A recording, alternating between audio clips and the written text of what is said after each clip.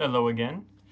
I don't really know what to talk about, but I thought about talking about what I read today. An article by Simone Welle, Welle, Weile, I think. It was, of course, by Maria Popova. She was talking about Simone, and also, about her diaries, and also, how those diaries were. Well, this entry today talked about how we trying to subject our will to our own.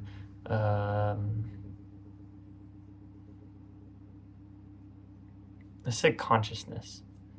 So a lot of the times we tend to, it's not that we don't want to do things in our life. Let's say, hey, I don't, if I want to write a book, a book is a good instance. Um, Besides fear, a big reason why we don't want to take the leap and start writing books, or writing a book in this sense, is because we always have this excuse of there's time. I I can do it later.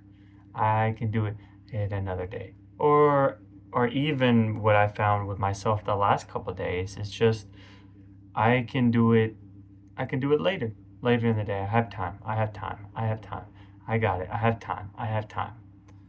So with that excuse in mind, you essentially burn through your time, because as if you always have it in your mind that you have time at your hand, then there's no reason to do anything. It's almost almost is one of the pivotal reasons why I don't necessarily think living forever is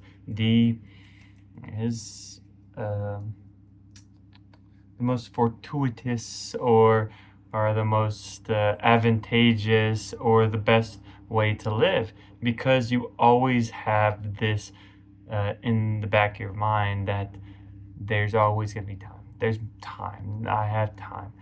There's more time. I always have time. I'm to do it later. I can do it later.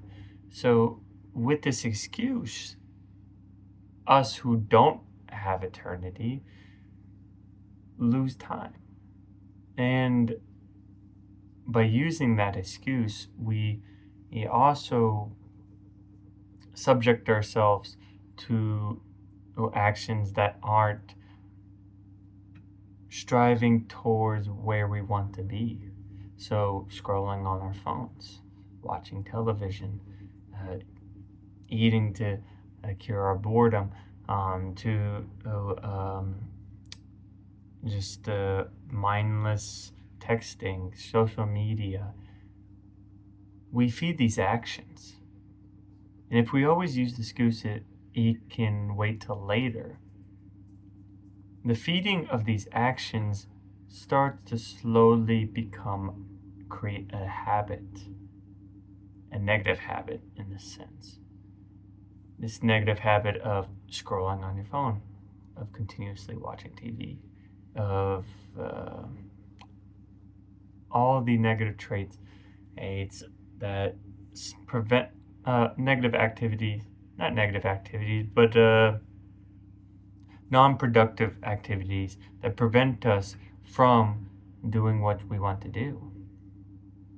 So when we first use this excuse of it can wait till later, it's very dangerous, because we end up doing activities that aren't on our path. And if we do enough of these activities, it becomes a habit. And if it becomes a habit, it is that much harder to break out of it. So we don't even need the excuse of it can wait till later. Whenever we're in the habit, we automatically do it. And the excuse of it can wait till later also become a habit. It can be second nature. All right, so and then one thing about habit is that you can I think James Clear talked about it in Atomic Habits that you can chain habits together. So if you do one certain habit, it can offset or chain react into another habit. So, for example, one positive way of creating habits is to hook your habit up to things you do every single day, i.e., wake up every morning and go to bed every night. If you try to hook positive habits onto these two things, like me, for example, every morning I do yoga and meditation. It's much easier to do those habits of yoga and meditation whenever I connect it to a habit I already have, which is waking up every morning, right? That's quite natural for us human beings, is to all wake up in the morning. We all have to have sleep, right? All right, so we're able to connect the habit of, oh, Yoda's going crazy behind me. Connect the habit of waking up in the morning and connect the habit of yoga and meditation to waking up every morning to make it easy for us to establish the habit of yoga and meditation. And it's the same with your non-productive habits as well. If you connect the habit of saying, oh, it can wait till later, or thinking it can wait till later, to one of these other non-productive habits, let's say watching TV or scrolling on a phone, the scrolling on your phone anchors to the excuse you tell yourself it can wait till later, or it can wait till later, or connects to scrolling on your phone. So whenever you think, oh, it can wait till later, your habitual action, if you do it enough, is to grab your phone or grab a TV remote or do something else, and vice versa. Whenever you're watching TV or if you're playing on your phone, your habitual response is to being productive is to say it can wait till later. So that's kind of how it rolls. It's such a large boulder that just rolls down the hill whenever it starts.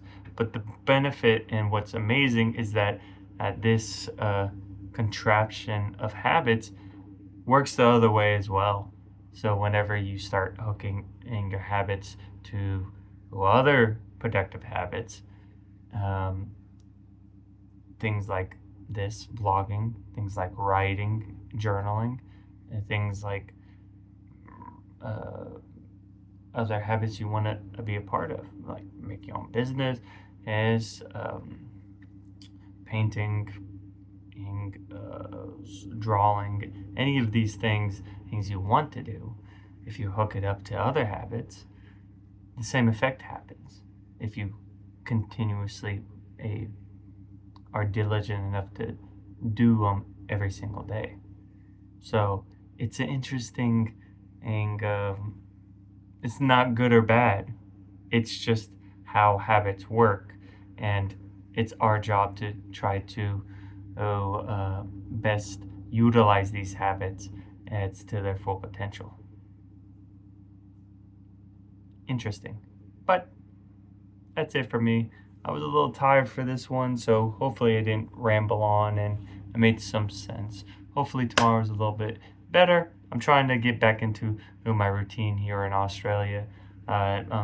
So once I get more settled in and understand how my body's reacting and all that good stuff, to just staying here and getting into my habits and routines, then I think my mind's going to be a little bit more settled. But until then, I'll see you tomorrow.